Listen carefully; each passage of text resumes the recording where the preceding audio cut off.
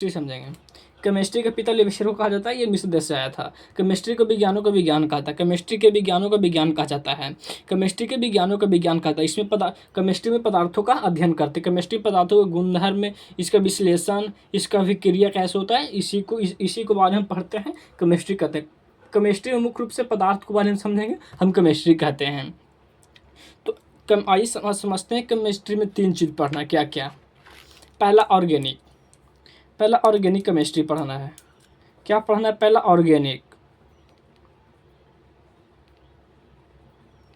Organic chemistry, दूसरा inorganic,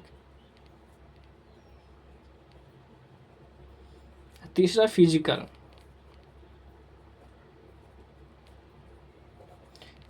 chemistry. अब देखिए, यहाँ पे हमको ज़्यादा दिमाग नहीं लगाना, क्योंकि ये तीनों पढ़ना है, यहाँ पे ज़्यादा दिमाग नहीं लगाना है। तो इसका समझते हैं।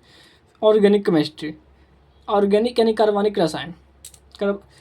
ये केमिस्ट्री का 3 पार्ट हो गया। इसमें कार्बनिक रसायन के बारे में ऑर्गेनिक में समझेंगे, और अकार्बनिक रसायन के बारे में इनऑर्गेनिक में समझेंगे, और फिजिकल में भौतिक रसायन के बारे में समझेंगे। फिजिकल केमिस्ट्री में भौतिक रसायन के बारे में समझेंगे। और केमिस्ट्री में विज्ञानों का दो रोचक वस्तुओं का खोज हुआ। पता है, केमिस्ट्री के जितना वैज्ञानिक, जितना विद्वान थे ना, 2 रोचक वस्तुओं को प्राप्त करने या उसके ज्ञान संबंधित उसे प्राप्त करने के लिए ना जाने कितने क्या, जैसे कहते हैं ना, फिजिक्स में न्यूटन और बायोलॉजी में अरस्तु, और उसी केमिस्ट्री में पारस के पत्थर और अमृत पूरा केमिस्ट्री को उत्पन्न कर दिया। अब आप बात समझते हैं कैसे। देखिए, पारस के पत्थर है ना, जो लोहा और तांबा में जैसे सटते हैं, और ऐसे लोहा और तांबा जैसी वस्तु में सटते हैं ना, तो सोना बना देता है। पारस का पत्थर ऐसा है ना, या जो लोहा और तांबा में सटेगा उसे सोना बना देता है। और अमृत समझते हैं, अमृत के खोज के लिए, अमृत जानते हो जो पीता वो अमर बन जाता है। अमृत के खोज के लिए पुराने वैज्ञानिक ने पूरा प्रयास किया, फिर भी आज तक न पारस के पत्थर कहीं मिला, न अमृत कहाँ मिला। ये दोनों रोचक वस्तुएं खोज करने में न जाने केमिस्ट्री में क्या क्या खोज हो गया। समझते हैं, पुरातन भारत का विज्ञान है, पुरातन भारत का विज्ञान जिसमें केमिस्ट्री में क्या क्या योगदान दिया है। देखिए, पुरातन भारत में रसायन शास्त्र, रसतंत्र, पुरातन भारत में रसायन विज्ञान को क्या कहते थे? तो रसतंत्र कहते थे। पुरातन विज्ञान के अनुसार रसायन शास्त्र को रसतंत्र कहते थे। इसको रस विधा कहा जाता था। समझते हैं, पुरातन व्यवस्था के विज्ञान में रसायन विज्ञान को रसतंत्र कहते हैं। पुरातन विज्ञान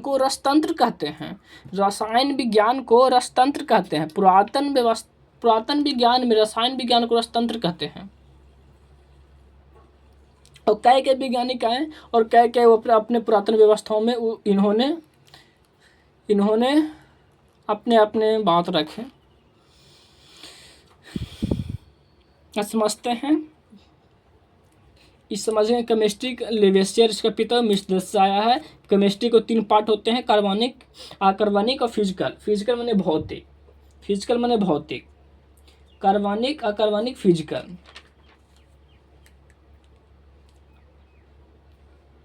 इसे विज्ञानों का विज्ञान कहते हैं। अब आते हैं पदार्थ पे। केमिस्ट्री समझ गए होंगे, हमें पूरा विश्वास है कि केमिस्ट्री आप समझ गए होंगे क्या कहते हैं। केमिस्ट्री के डिफाइन इसे कर सकते हैं, इसे पदार्थ गुणधर्म, इसका विक्रिया, पदार्थ संबंधित जो भी अध्ययन करते हैं उसे हम केमिस्ट्री कहते हैं। अब आता है पदार्थ। What is matter? पदार्थ है क्या? Matter, METTER, matter. अब पदार्थ समझते हैं। देखिए, पदार्थ का क्लासिफिकेशन 2 रूप से किया जा सकता है, फिजिकल यानी भौतिक, और रासायनिक फिजिकल क्लासिफिकेशन और केमिकल क्लासिफिकेशन। फिजिकल क्लासिफिकेशन क्या होता है? फिजिकल जिसे हम देख सकते हैं, और केमिकल जो हम नहीं देख सकते हैं। नहीं तो इसको हम कह सकते हैं फिजिकल में कि हम काला हैं, आप गोरा हो, ये फिजिकल क्लासिफिकेशन में हो गया। अब हम कह सकते हैं कि आपका अमाशय में कोई काम हो रहा है, वो केमिकल क्लासिफिकेशन हो सका है। दवाई ववाई बनना केमिकल क्लासिफिकेशन, और लोहा के पीट कर कोई वस्तु बनाना फिजिकल क्लासिफिकेशन होते हैं।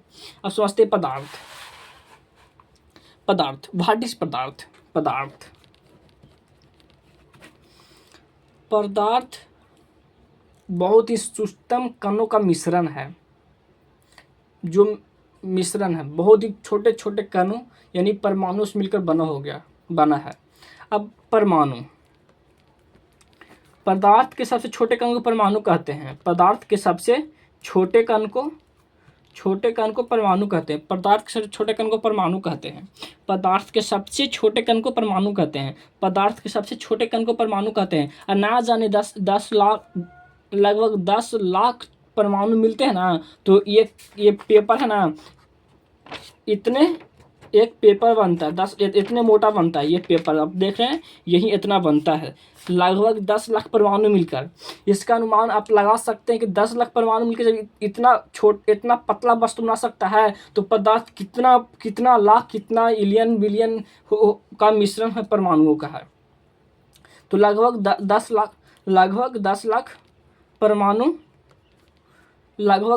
परमाणु मिलकर एक कॉपी का पेज इतना मोटाई निर्माण करते हैं।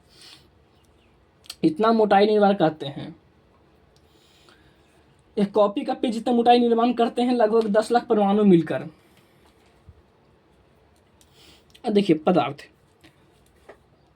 समझे, इसका अनुमान हम अपने नंगी आंखों से नहीं लगा सकते, क्योंकि ये आप एक छोटी सी पेज ले लीजिए, ये देख रहे हैं, ये इतना है, इसको तोड़िए, ये दिख रहा है अभी, इसको और तोड़िए, इसको तोड़ें, इसको और तोड़ना है, इसको और देखिए इतना तोड़ें, इसको और तोड़ना है। एक समय ऐसा आया कि नहीं दिखेगा, फिर भी ये पदार्थ होगा, क्योंकि पदार्थ हम सबसे सूक्ष्म कण है, जिसका आप अनुमान नहीं लगा सकते, पदार्थ सबसे सूक्ष्म कण है, वही सूक्ष्म कण को हम परमाणु कहते हैं। और कई लाख परमाणु मिलकर कई लाख मिलियन, बहुत अनगिनत असंख्य परमाणु मिलकर पदार्थ का निर्माण करते हैं। अब पदार्थ का डिफिनेशन समझेंगे। पदार्थ समझने के तौर पे मान लीजिए जिसे मापा जाता है तो पदार्थ करते हैं, यह सभी पर लागू नहीं होता है। पदार्थ को सिर्फ मापा नहीं जाता है। देखिए पदार्थ में द्रव्यमान हो, स्थान घेरे, अवरोध उत्पन्न करे, पदार्थ करते हैं। पदार्थ का मतलब है द्रव्यमान हो, द्रव्यमान हो केजी में, स्थान घेरे, अवरोध उत्पन्न करे, स्थान घेरे और अवरोध उत्पन्न करे, पदार्थ करते हैं। अब कहता कि पदार्थ जिसे मापा जाता है उसे पदार्थ करते हैं। देखिए बल है, तो बल को न्यूटन में मापते हैं, तो क्या पदार्थ है? नहीं। पदार्थ का समझने का सबसे एक मेन रीजन है कि उसमें द्रव्यमान होना चाहिए। पदार्थ में दुनिया में वह कोई भी वस्तु जिसमें द्रव्यमान हो हम पदार्थ कहते हैं, जिसमें द्रव्यमान हो हम पदार्थ करते हैं। एक मानव हम पदार्थ हैं, लेकिन हमारा गुस्सा पदार्थ नहीं है। लेकिन हम पदार्थ हैं। आप पदार्थ हैं, लेकिन आप पढ़ रहे हैं जो पढ़ाई पदार्थ नहीं है। आप यहाँ तक बात समझे? पदार्थ द्रव्यमान हो पदार्थ कहते हैं, द्रव्यमान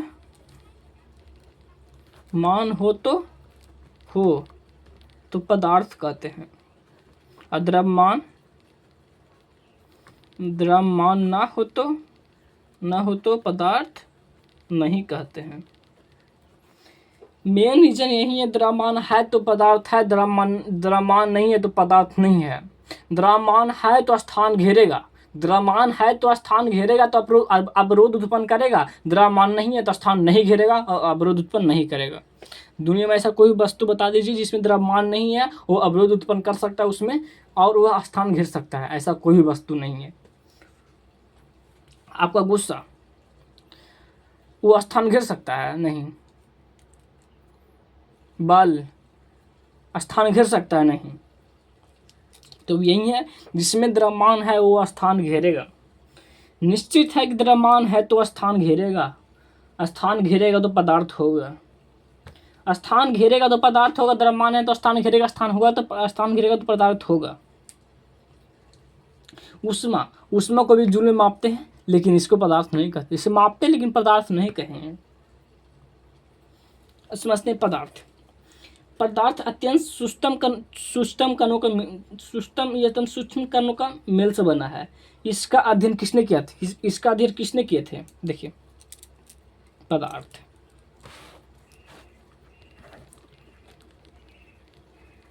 पदार्थ अत्यंत ही सूक्ष्म कणों से बना है। पदार्थ अत्यंत ही सूक्ष्म कणों से बना है। इसका अध्ययन किसने किए थे? कणाद ने किए थे, ऋषि कणाद ने किए थे। यही बताए थे कि पदार्थ सूक्ष्म कणों का बना होता है, ऋषि कणाद ने बताए थे। अब पदार्थ के सूक्ष्म कण को हम परमाणु कहते हैं। परमाणु के सूक्ष्म कण को हम परमाणु कहते हैं। पदार्थ के सूक्ष्म कण को परमाणु कहते हैं, एटम कहते हैं। पदार्थ के सबसे सूक्ष्म कण को हम परमाणु कहते हैं। पदार्थ के सबसे सूक्ष्म कण को हम परमाणु कहते हैं। अब पदार्थ की कुछ बातें हैं।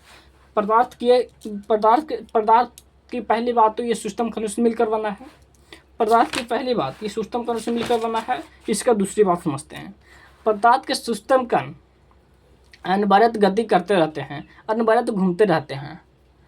पदार्थ के सूक्ष्म कण अनवरत घूमते रहते हैं, अनवरत घूमते रहते हैं। देखिए, पदार्थ के सूक्ष्म कण, इसी को सूक्ष्म कण को परमाणु कहते हैं। अनवरत गतिशील रहता है, ये घूमता रहता है। देखिए, पदार्थ के सबसे सूक्ष्म कण या पदार्थ के सूक्ष्म कण यानी परमाणु यानी एटम अनवरत गतिशील रहते हैं।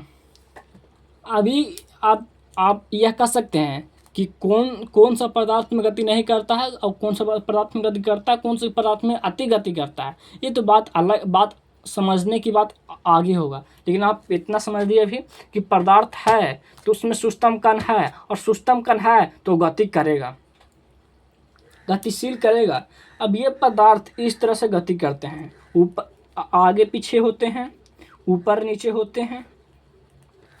ये पदार्थ के कण आपस में ऊपर नीचे होते हैं, आगे पीछे होते हैं, इसी तरह गति करते रहते हैं। ये गति को हम कंपन कहते हैं। यह गति को हम कंपन कहते हैं, कंपन या दोलन कहते हैं। अब कहिएगा कि गति करता है तो क्या यहाँ से चलकर यहाँ पदार्थ चलाएगा? नहीं, यहाँ से चलकर पदार्थ यहाँ नहीं आवेगा, और यहाँ से चलकर पदार्थ यहाँ आवेगा तो आगे का डिफाइन होता है।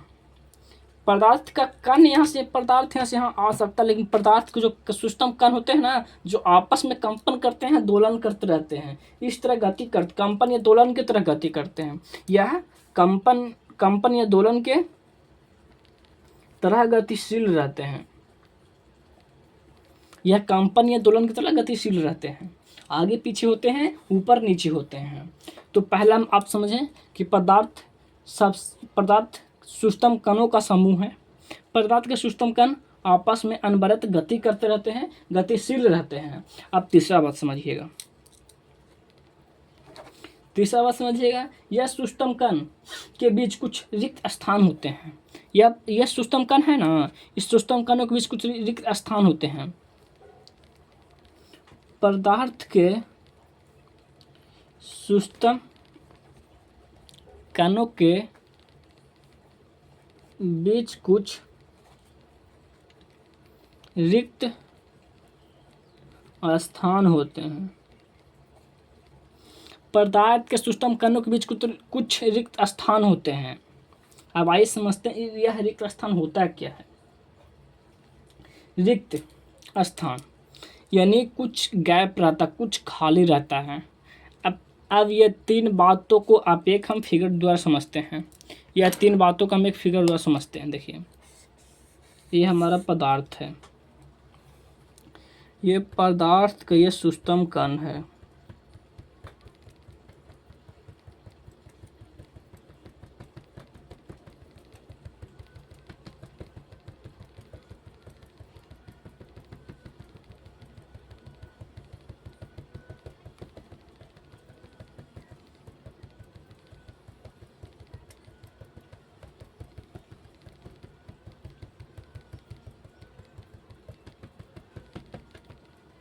देखिए, पदार्थ का ये सूक्ष्म कण है। इसका पहला रूप में हम यही समझें कि पदार्थ सूक्ष्म कणों का अत्यंत सूक्ष्म कणों से बना है। देखिए, ये पदार्थ मान लीजिए इतना वो फिगर है, तो यानी ये पदार्थ ये है। मानने के लिए बोल रहे कि ये है। अब इसमें समझ लीजिए इसमें जो ऐसा दिखता है ना, वही ये कण है, वही एक कण है। यही कणों को हम परमाणु कहते हैं। यह समझें कि पदार्थ सूक्ष्म कणों से मिलकर बना हुआ है। यह सूक्ष्म कण अनवरत गति करते हैं, गतिशील रहते हैं। यानी यह पदार्थ है, देखिए यह कण है तो यह कण इधर इधर होगा, और ये इधर इधर है तो ऊपर नीचे होगा। यानी आपस के कणों से ये कंपन करते रहते हैं और दोलन होते रहते हैं। और तीसरा बात, पदार्थ के सूक्ष्म कणों के बीच कुछ रिक्त स्थान होते हैं। जैसे ये पदार्थ देखिए, ये पदार्थ देखिए, यहाँ कुछ गैप है, इसी को हम रिक्त स्थान कहते हैं। अब ये रिक्त स्थान है, तो ये रिक्त स्थान के बीच कोई बल नहीं लगता, तो ये कण यहाँ से यहाँ आ जाता है, इतना गैप बन जाता है। ये कुछ समय ये कण इससे बहुत अलग हो जाता, यानी जुदा हो जाता। तो समझिए, ये दोनों कणों के बीच को आपस में संपर्क में रहने के लिए आकर्षण बल काम करता है, यानी अंतराण्विक बल लगा रहता है। ये दोनों को एकदम सटे रहने के लिए अंतराण्विक बल लगा होता है। और ये दोनों के बीच के स्थान को अंतराण्विक स्थान कहते हैं। यानी दो पदार्थों के परमाणुओं के बीच जो स्थान होता है उसे अंतराण्विक स्थान कहते हैं। इसको दोनों को संपर्क में आपस में बांधे रहता है, अंतराण्विक बल बांधे रहता है।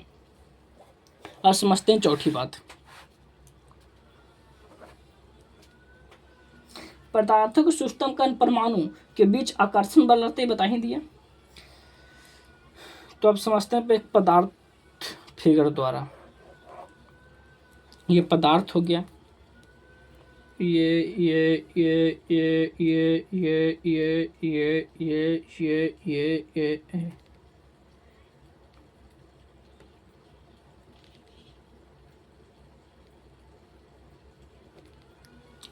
पदार्थ। What is matter? पदार्थ अत्यंत सूक्ष्म कण होता है।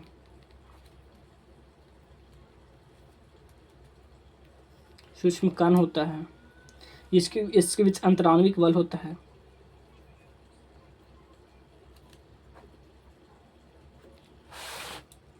अंतराण्विक स्थान होता है।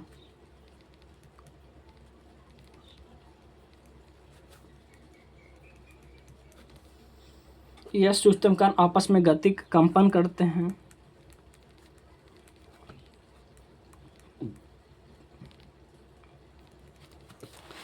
मुख्य रूप से यह चार बात समझ लीजिए। इसमें दो बात मुख्य रूप से, अंतराण्विक स्थान और अंतराण्विक बल। ये पदार्थ है, यानी यह कोई वस्तु है।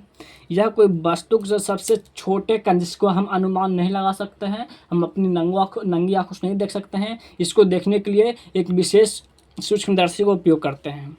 इसको उपयोग करने के फलस्वरूप यह पता चलता है कि यह बहुत ही सूक्ष्म कणों से बना होता है। वह सूक्ष्म कण यही है। यह अत्यंत सूक्ष्म कण तो हम पता चला लिए कि अत्यंत सूक्ष्म कण होता है क्या। और अत्यंत सूक्ष्म कण आपस में गति करते रहते हैं। दूसरा बात क्या लिखवाए थे, अत्यंत सूक्ष्म कण आपस में अनवरत गति करते रहते हैं। यानी गति करने का मतलब ये नहीं है कि जो ये कण है ये कण यहाँ आके इससे बात करेगा।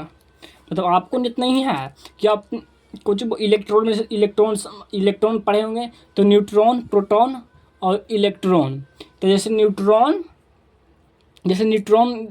को देखते होंगे कि वो न्यूट्रल होता है, वो आपके बीच भी हो सकता है, किसी और के साथ भी हो सकता है। तो उस तरह से ये पदार्थ के कण नहीं होते हैं कि ये आपके साथ भी हो सकता है, रिलेशन बनाएगा, किसी और को देख लिया उसके साथ भी रिलेशन बनाएगा, या आपस में ही रिलेशन बना के रहता है, या कोई दूसरों पर नज़र नहीं चलाता है। अब हम समझें कि आपस में कहाँ पे ये गति करता है। आपस में रहता होगा तो ये तो घूमता होगा, सबसे मिलता होगा। यह सिर्फ आपस के परमाणु यानी आपस के पदार्थ के सूक्ष्म कण के बीच ही गति करता है। और गति करने का मतलब है यह सिर्फ कंपन करता है। यानी ये पदार्थ है ना, तो ये एकदम सिर्फ ऐसे कंपन करता रहता है। कंपन की तरह ये ऊपर या नीचे, देखिए ये है तो ये ऊपर या नीचे कंपन करेगा, या दाएं या बाएं कंपन करेगा। बीच वाला पदार्थ के कण ऊपर या नीचे कंपन करेगा, या दोलन करेगा, या दाएं या बाएं दोलन करेगा। इसके अलावा यह कण यहाँ आकर नहीं कंपन कर सकता है, यह कण यहाँ आकर नहीं मिल सकता है, यह आपस के ही परमाणु से मिलेगा, आपस के ही पदार्थ के कण से मिलेगा। तो ये समझिए, ये बात समझ गए। अब बात समझते हैं, यह कंपन या दोलन करता है। पदार्थ के सूक्ष्म कण के बीच रिक्त स्थान होते हैं। रिक्त स्थान को अंतराण्विक स्थान कहते हैं। किताबी भाषा में विद्यार्थियों को पढ़ाई बोझ लगाने के लिए रिक्त स्थान को यानी खाली स्थान को यानी खुला जगह को अंतराण्विक स्थान कह दिया है कि थोड़ा सा वर्ड कठिन लगे तो वो पढ़ाई छोड़ दे, कहे कि पढ़ाई समझ में नहीं आता। बीच के स्थान को यानी खुला जगह को, जिसको खुला जगह को अंतराण्विक स्थान कहा है। अब यह खुला जगह के बीच कुछ बल होते हैं, नहीं तो यह खुला जगह होगा तो कोई आके यहाँ दखल कर लेगा। आपके पास आपके साथ जिसके रिलेशन है यानी आपके वाली को कोई और लेकर चला जाएगा, आप उसको खुला छोड़ दीजिएगा तो आपका ये देखिए, एक घर मजरूआ ज़मीन है यानी सरकारी ज़मीन है, ये आपका गांव है, यहाँ पे सब रहता है, यहाँ पे आप दाखिल करे हैं, आप दिल्ली चलेंगे, इसको छोड़ दिए हैं, यहाँ पे कोई और आकर खेती कर लेगा, कुछ दिन में कह देगा कि नहीं ये हमारा खेत है, आपका नहीं है। जैसे आपको जिसके साथ रिलेशन है आप उसको छोड़ दीजिएगा खुला, उसके बीच आप कुछ ध्यान नहीं दीजिएगा, उसके तरफ समय नहीं दीजिएगा, तो दूसरे के साथ चली जाएगी। बात समझ में आया। उसी को बचाने के लिए आप उस पर ध्यान देते हैं, आप उस पर खर्च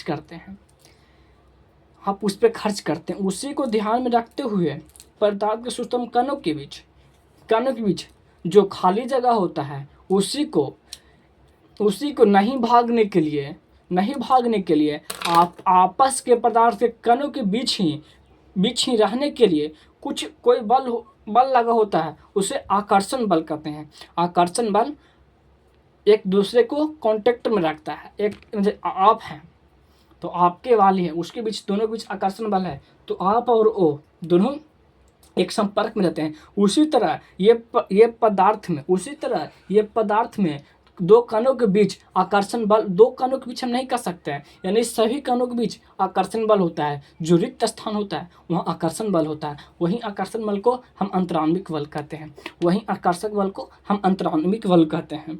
वहीं अंतराण्विक बल के कारण एक कण दूसरे कण के समीप में रहता है और वह सिर्फ कंपन करता है, थोड़ा सा ऊपर नीचे करता है, पूरा कंपन करता है। कंपन के फलस्वरूप एक दूसरे में नहीं मिल सकता है, क्योंकि आकर्षक बल होता है।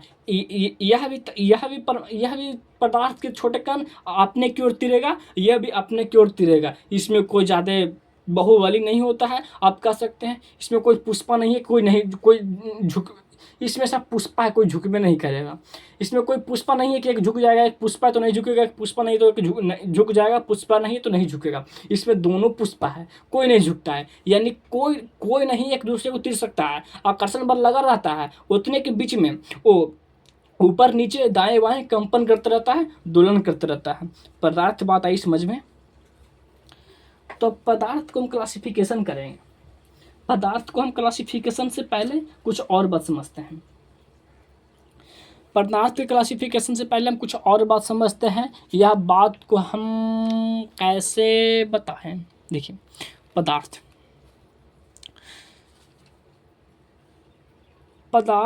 तो ऐसे मुख्य रूप से क्लासिफिकेशन पे आते हैं। ऐसे तो पदार्थ तो वही है जो किसी वस्तु का केमिस्ट्री में किसी पदार्थ के बारे में समझते हैं, केमिस्ट्री कहते हैं। अब किसी पदार्थ को समझने के लिए ये 4 टॉपिक महत्वपूर्ण है। खाली स्थान, बल या कणों का समूह है, कणों का समूह है, यह कण आपस में कंपन करते रहते हैं, बात अलग है कि किसी में अंतराण्विक बल कम होता है, किसी में अधिक होता है, किसी में कुछ नहीं होता है। यह बात अलग है कि किसी में रिक्त स्थान बहुत होता है, किसी में कुछ नहीं होता है, किसी में बहुत कम होता है। यह बात अलग है कि कोई पदार्थ ठोस होते हैं, ठोस में कुछ अलग गुण है, तो द्रव में कुछ अलग गुण है, तो प्लाज्मा में कुछ अलग गुण है, तो बोसस्टीन में कुछ अलग गुण है। तो आइए मुख्य रूप से पदार्थ क्लासिफिकेशन हम 3 रूप से करते हैं।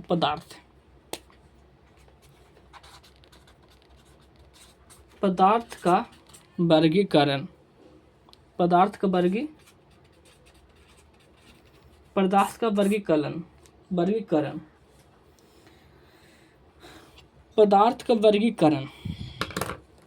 तो देखते हैं पदार्थ METTER मैटर, ये देखिए फिजिकल PHYSICL केमिकल, ये देखिए फिजिकल यानी भौतिक, केमिकल यानी रासायनिक। फिजिकल क्लासिफिकेशन और केमिकल क्लासिफिकेशन, फिजिकल क्लासिफिकेशन और केमिकल क्लासिफिकेशन। पदार्थ का वर्गीकरण 2 रूप से किया गया है, फिजिकल क्लासिफिकेशन और केमिकल क्लासिफिकेशन। फिजिकल क्लासिफिकेशन और केमिकल क्लासिफिकेशन। फिजिकल क्लासिफिकेशन जिसे हम बाहर से देख सकते हैं, जिसे हम कर सकते हैं, फिजिकल क्लासिफिकेशन कहते हैं। जिस पदार्थ के बारे में हम कोई वस्तु को ऊपर से देख सकते हैं, यानी हम देख सकते हैं, फिजिकल क्लासिफिकेशन करते हैं। और केमिकल क्लासिफिकेशन जिसे हम लैब में या लेबोरेटरी में यानी प्रयोगशाला में प्रयोगशाला में इसका प्रयोग किया जाता है, केमिकल क्लासिफिकेशन कहते हैं। केमिकल क्लासिफिकेशन यह सिर्फ प्रयोगशाला में ही दिख सकता है, और फिजिकल क्लासिफिकेशन दिनचर्या में हम कहीं भी देख सकते हैं। फिजिकल क्लासिफिकेशन में मुख्य रूप से 3 पार्ट होते हैं। फिजिकल क्लासिफिकेशन में मुख्य रूप से 3 पार्ट होते हैं। पहला सॉलिड, लिक्विड और गैस, और दो और हैं, वो प्लाज्मा और बोस आइंस्टीन है। तो फिजिकल आप समझे, जिसे हम देख सकते हैं दिनचर्या में, हम इसको देख सकते हैं। या केमिकल क्लासिफिकेशन को हम सिर्फ लेबोरेटरी प्रयोगशाला में ही देख सकते हैं। अब बात समझते हैं फिजिकल क्लासिफिकेशन के आधार पर पदार्थ कितने प्रकार के होते हैं। तो पहला ठोस, दूसरा द्रव्य, तीसरा गैस। पहले समझते हैं ठोस, द्रव्य, गैस। आप बात यहाँ पे समझे थे, अंतराण्विक स्थान, अंतराण्विक बल, जो बात आप यहाँ पे समझे थे, वही बात ये तीन फिजिकल क्लासिफिकेशन के आधार पे जो 3 पदार्थ के रूप हैं, ये इस पे ही लागू होता है। ये तीन बात इस पर लागू होता है।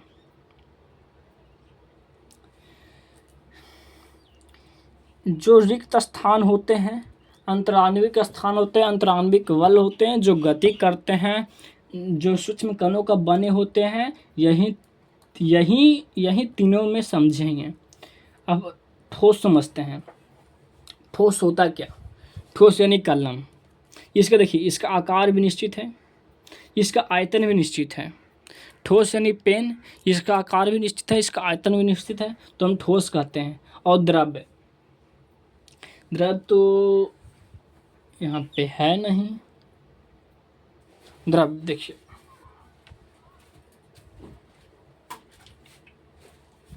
देखिए बोतल है, बोतल में कुछ पानी है, नहीं दिख रहा कहाँ। देखिए बोतल में पानी है, तो पानी इतना सा आकार लिया हुआ है। अब हम इसको कोई कटोरा में या कटोरी में डालेंगे तो ये कटोरी का आकार ले लेगा। यानी हम कह सकते हैं कि द्रव्य का आकार तो निश्चित होते हैं लेकिन आयतन निश्चित नहीं होते हैं। द्रव्य का आकार निश्चित होते हैं, द्रव्य का आकार निश्चित होते हैं लेकिन आयतन अनिश्चित होते हैं। आयतन अनिश्चित होते हैं लेकिन आकार निश्चित होते हैं। और ठोस का आयतन आकार दोनों निश्चित होते हैं, ठोस का आयतन आकार दोनों निश्चित होते हैं। और द्रव्य पे आते हैं। द्रव्य तो बोल दिए, ठोस द्रव्य का आकार निश्चित और आयतन आकार अनिश्चित, आयतन निश्चित। और ठोस का दोनों निश्चित। अब द्रव्य हो गया। और गैस पे आते हैं। गैस का ना आकार निश्चित होता है, गैस को गुब्बारा में भरिए तो गुब्बारा का आकार ले लेगा, इसको सिलेंडर टैंक में भरिए तो उसका आकार ले लेगा, नहीं इसका आयतन निश्चित होता है। अब दूसरी बात होता है प्लाज्मा। ये प्लाज्मा क्या है?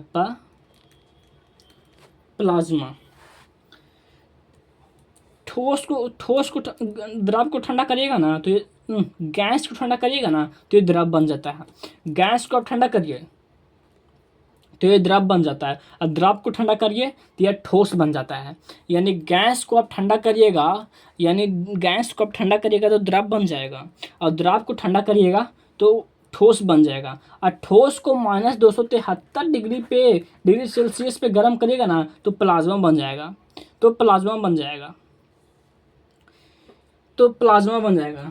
प्लाज्मा है ना जो सबसे अधिक ताप होता है। प्लाज्मा कहने का मतलब होता है ना, समझने के तौर पे कि आप जो लोहा देखते हैं ना, लोहा की दुकान में लोहार उसे गर्म करके पीटता है ना, पीटते समय जो गर्म लोहा है ना उसी को प्लाज्मा कहते हैं। और प्लाज्मा में कोई बात नहीं है। प्लाज्मा पदार्थ के अभी तक चारों अवस्था में, एक अवस्था और है बोस-आइंस्टीन। पदार्थ के ये चार अवस्था, इसके रूप में तुलना करें तो पदार्थ के चार अवस्था में सबसे अधिक तापमान प्लाज्मा में है। प्लाज्मा यानी जो लोहा धिका कर पीटता है ना, वही धिका हुआ लोहा को हम प्लाज्मा कहते हैं।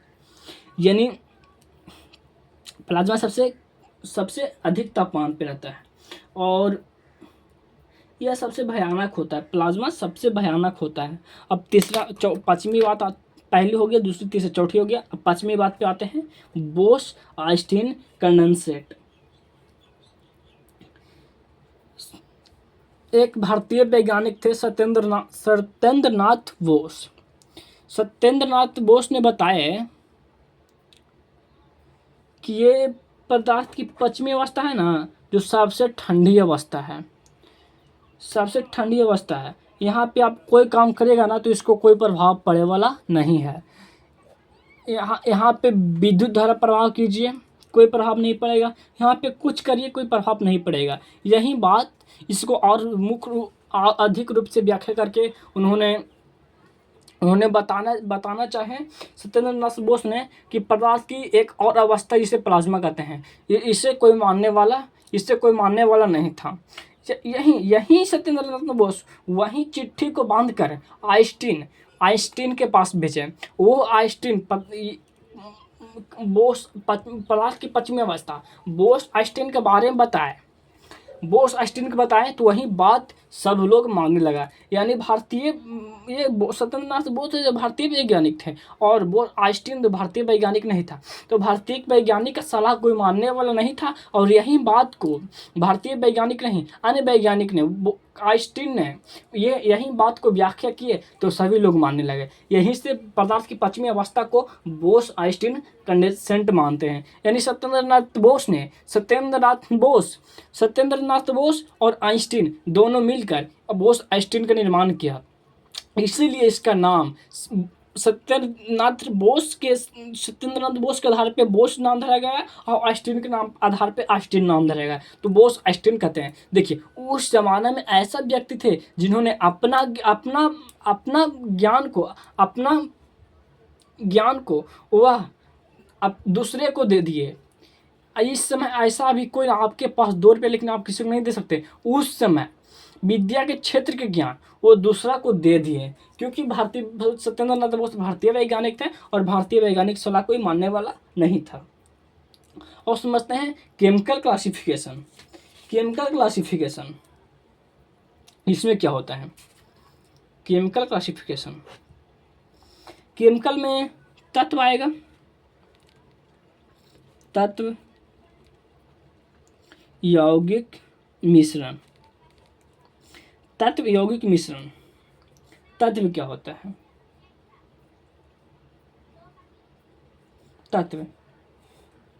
तत्व यौगिक मिश्रण। तत्व समझिए, तत्व जो अकेले रहता है, तत्व अकेले रहता है, यौगिक दो के साथ रहता है। मिश्रण, इसका कोई मिश्रण का कोई ठीक ही नहीं है, किसके साथ संबंध बना लेगा, कब बना लेगा, क्या कर देगा, कोई ठीक नहीं है। यानी तत्व जो इलेक्ट्रॉन का त्याग करते हैं उसे तत्व कहते हैं, जो इलेक्ट्रॉन का त्याग करते हैं उसे हम तत्व कहते हैं। और देखिए यौगिक, जो दो तत्व के मुख्य अनुपात, यानी जो दो तत्व के सुव्यवस्थित अनुपात से मिले होते हैं उसे हम यौगिक कहते हैं। जो दो तत्व के सुव्यवस्थित अनुपात से मिले होते हैं उसे हम यौगिक कहते हैं। और मिश्रण, जो दो तत्व के बिलियन के रूप में बिलियन को मिश्रण कहते हैं। तत्व जो अकेले होता है, तत्व कम कर सकते हैं अकेले। यानी देखिए AG इसमें तत्व है NaCl, यानी ये देखिए Na और Cl दो तत्व है लेकिन यह सुव्यवस्थित अनुपात से मिला हुआ है। अब कर दीजिएगा N3Cl, तो ये तत्व नहीं कहलाएगा। यानी जिसका फार्मूला होता है वह यौगिक होता है, जिससे फार्मूला बनता है वो तत्व होता है। और मिश्रण जो किसी से आकर किसी में मिल जाए उसे मिश्रण कहते हैं। इसका कोई डिफरेंट नहीं तो कहाँ पे जाएगा। जो आप भी हैं तो आप किसी के साथ आज उनके साथ हैं तो कल आपकी किसी और के साथ हो जाएगा, कल उसके साथ है तो कल आपको किसी और के साथ होगा, उसे मिश्रण कहते हैं। लेकिन यौगिक कि आपकी जब यौगिक अब डिफिनिट है कि आप शादी भी आप हो गए तो आप मुख्य रूप से सुव्यवस्थित अनुपात से मिले रहिएगा, यौगिक है।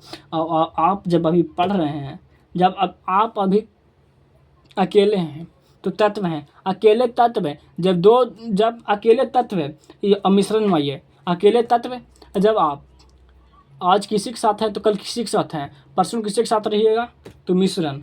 और यौगिक में एकदम डिफिनिट है कि आप जिसके साथ हैं उसके साथ सुव्यवस्थित अनुपात में मिले रहिएगा, हम यौगिक कहेंगे। तत्व जो अकेले हो, मिश्रण जिसका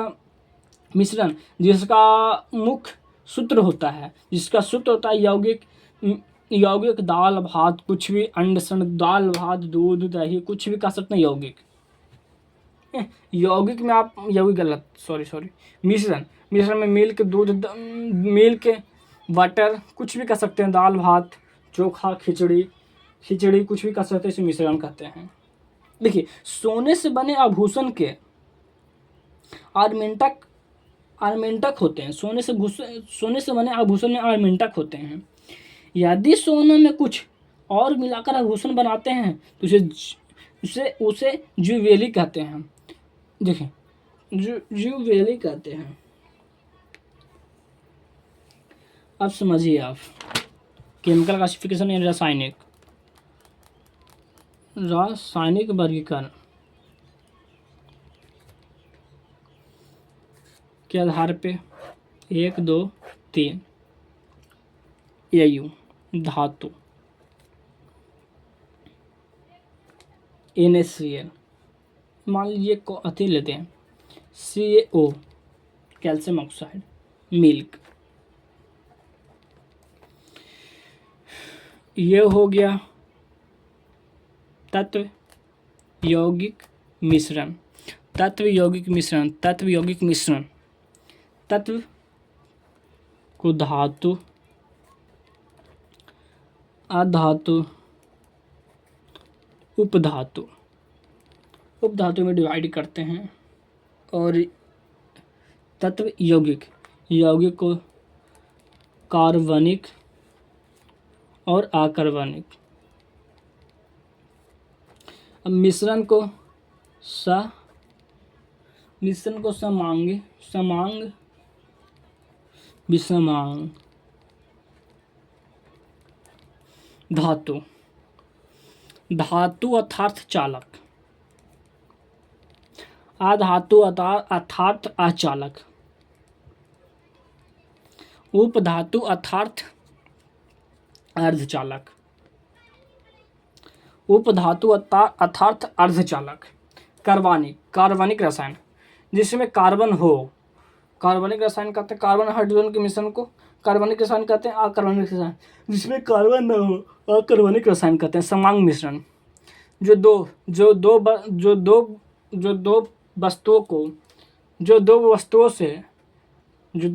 वस्तुओं से विलयन ग्रुप में मिल जाए उसे समांग मिश्रण कहते हैं। विषमांग मिश्रण जो दो वस्तुओं में इस तरह मिले उसे हम किसी भी समय अलग कर सकते हैं, विषमांग मिश्रण कहते हैं, विषमांग मिश्रण कहते हैं। धातु विद्युत का सुचालक होते हैं।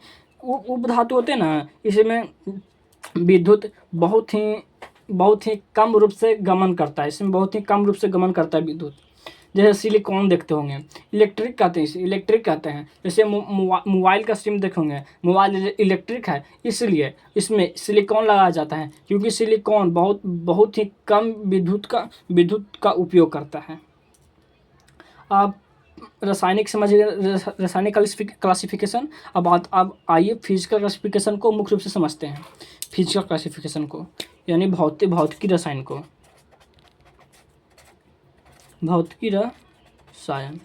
ये केमिकल क्लासिफिकेशन को हम अगले पार्ट में समझेंगे। इस पार्ट में सिर्फ इस पार्ट में सिर्फ अभी हम समझते हैं फिजिकल क्लासिफिकेशन को। फिजिकल क्लासिफिकेशन को हम इस पार्ट में अभी समझते हैं, क्योंकि केमिकल क्लासिफिकेशन के बारे में कुछ और बात समझना है, उसके अगले पार्ट में समझेंगे। तो इसके फिजिकल क्लासिफिकेशन में ठोस, द्रव, गैस। तो बात आई अब ठोस पे। तो इसका आयतन एवं आकार दोनों निश्चित होते हैं। इसका आयतन एवं आकार दोनों निश्चित होते हैं। इसका आयतन एवं आकार दोनों निश्चित होते हैं। देखिए, इसका आयतन एवं आकार दोनों निश्चित होते हैं। इसका आयतन एवं आकार दोनों निश्चित होते हैं। आयतन में लंबाई गुना चौड़ाई गुना ऊंचाई, लंबाई ऊंचाई LHV आयतन कहते हैं। इसका आयतन एवं आकार तो निश्चित समझा देते। आगे इसमें आप समझते हैं, कुछ मुख्य बात समझते हैं। ठोस होते हैं ना, ठोस यानी जैसे थोथ कहते हैं, थोथ जो कुछ नहीं जानता है, और वहीं उसी के आधार पे आप मान लीजिए, समझने के लिए मान लीजिए थोथ को हम ठोस कहते हैं, यानी ठोस को हम थोथ कहते हैं। थोथ को आप कितना समझाइए, मानने वाला हुआ है। थोथ को आप कितना समझाएगा, वो मानने वाला है व्यक्ति, मानवे नहीं करेगा, काहे मान लेंगे, हम थोथ हैं भाई, नहीं मानेंगे। वही बात है, थोथ को ना समझाइएगा तो समझेगा, ना उसे पढ़ाइएगा तो पढ़ेगा। तो वही बात इसमें ठोस में ना आयतन में ना आप बदल सकते हैं, ना इसका आकार बदल सकते हैं। तो आप कह सकते हैं कि ठोस को समझने के तौर पे ठोस को समझने के तौर पे ठोथ असमझती। ठोस के सूक्ष्म कणों के बीच अंतराणविक स्थान न्यूनतम होता है, यानी बहुत ही कम होता है, यानी ना के बराबर होता है। यानी थोथ को, ये थोथ है ना, ये रामुआ थोथ है ना,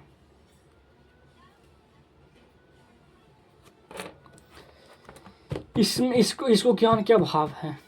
ये ठोस नमुआ को ज्ञान के अभाव है, तो उसे उसी रूप से हम कह सकते हैं कि ठोस में सूक्ष्म कणों के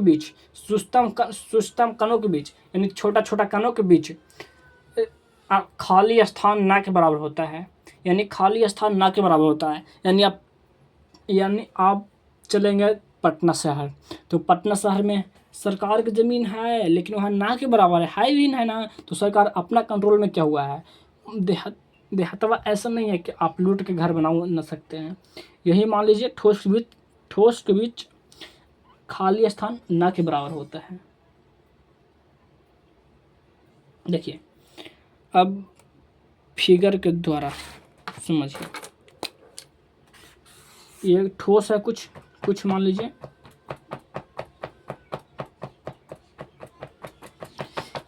इसको इस तरफ से ना कि पूरा भर जाए, ये पूरा भर जाए, तो पूरा भर जाएगा, या पूरा भर जाएगा तो स्थान कम होगा।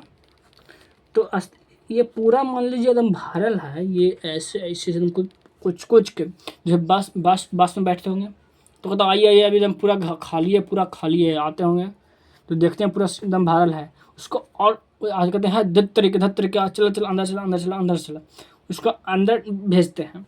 तो एक समय ऐसा होता है पूरा बस दम भर जाता है, वहीं पूरा बस भर गया तो उसके बीच स्थान होता है, कोई एक व्यक्ति और आके घुस जाए, ना के बराबर होता है, लेकिन ना कि उसमें एक व्यक्ति और नहीं घुस सकता है। उसी को हम कहते हैं कि स्थान कम होता है, उसी को हम ठोस के रूप में समझ सकते हैं। ठोस, आप देखिए स्थान कम होता है, इसका अंतराण्विक बल अधिक होता है। अब अधिक कैसे होगा, ठोस है कंडक्टर रहबे न करता, बस में कंडक्टर रहबे न करता, तो बस भरल है, यानी उसमें स्थान बहुत कम है, लोग बहुत अधिक है, स्थान कम है, तो एक दूसरे को खींचेगा ना लोग रहने के लिए, वो आगे पीछे कंपन करेगा, तो इधर उधर डोलेगा, तो वो कंट्रोल रहने के लिए वो एक बल लगा देगा, उसी को आकर्षण बल कहते हैं। तो बल अधिक लगावेगा तब ना दम कंट्रोल में रहेगा।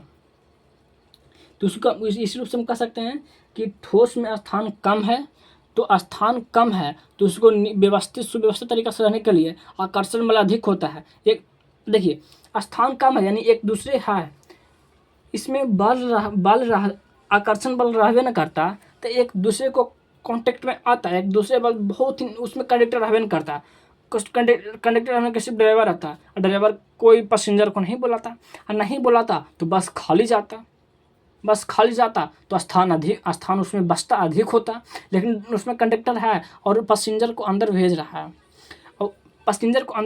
है, तो बल कंडक्टर में है क्षमता कि पैसेंजर को अंदर ठेल सकता है, अंदर बैठा नहीं सकता, वो खड़ी कर सकता है, लेकिन बस खाली नहीं जा सकता है। तो बस में आकर्षण बल के कारण एक दूसरे पैसेंजर को आपस में अकड़े हुए हैं, यानी कंडक्टर के कारण एक दूसरे सब बस भरा हुआ है। तो ये कह सकते हैं कि आकर्षण बल अधिक है तो स्थान कम नहीं होगा, क्योंकि आकर्षण बल है तो एक दूसरे को तीर रहा है। ये कण है ना जो कहता आओ आगे आवा, और पीछे आवा और आगे, मतलब आगे पीछे करवा रहा है। और एक समय ऐसा आता है कि हम पूरा कोचम कोच होता है, यानी भोजपुरी भाषा में कहते हैं कोचम कोच हो जाता है, पूरा बाहर जाता है, उसी को हम ठोस कहते हैं। ये दो बात समझिए। अब तीसरा बात पाइए, ठोस को गर्म करने पर इसका प्रसार बहुत ही कम होता है, ना कि बोलते इसको गर्म करिएगा तो प्रसार बहुत ही कम होगा।